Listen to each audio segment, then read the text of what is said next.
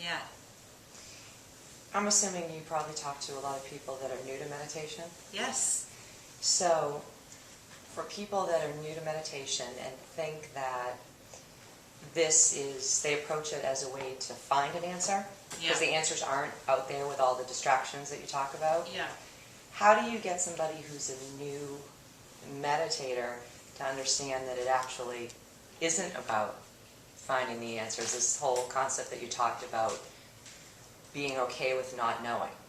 I mean, if somebody who's very new to meditation comes to know, how do you get them to a different frame of mind to understand that's not actually the goal? Well, I guess the best way for anybody to find out is to sit down and practice. We have this guy in our school. He's a complete character. He's like the national treasure of the school. His name is Musang Sanim. And he's been a monk. I think he was like the first ordained monk in the school, and one of very few. We don't have that many monks in the school.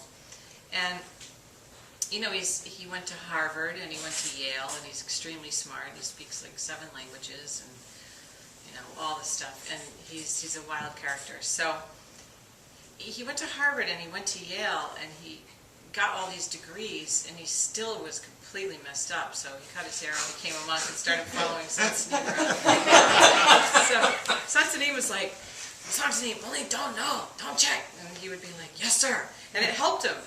So after like 25 years of being his student, one day they were walking, and he said, Sant Sanim,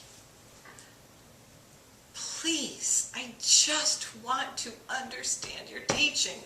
And Sant Sanim just started laughing, and he said, that's wonderful, but I don't teach understanding. I only teach don't know. Like 25 years later, he still wanted something.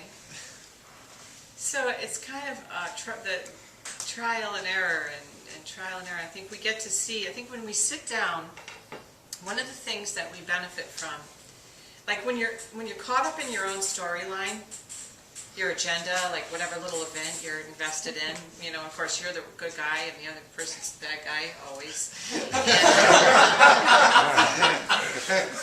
Right? Or unless there's that other type of character who always makes himself out to be the bad guy. They're around too. So, but anyway, when we're all tied up in it and like one with it, we're just going with the story. When we sit down and we just keep on returning to the breath, we get to see this stories come and go and come and go. And so Monday you're sitting there and you love, this person, whatever. Ugh. Tuesday you might sit down and that very same person, you hate them. You hate them. You never want to see them again. So you see this coming and going, you're like, oh my God, this is hallucinating. It is. It's hallucinating. Because really all that's going on is you're just sitting there on the floor. That person's not even around. So we say all things are created by the mind alone. So people get to experience that when they just sit down and do it. And then after a while, you start taking all those little stories so personally. And you start seeing them come and go, and come and go, and come and go, millions and millions of times. And then it's like, none of that is me. Thinking thinks. I don't think. Thinking thinks.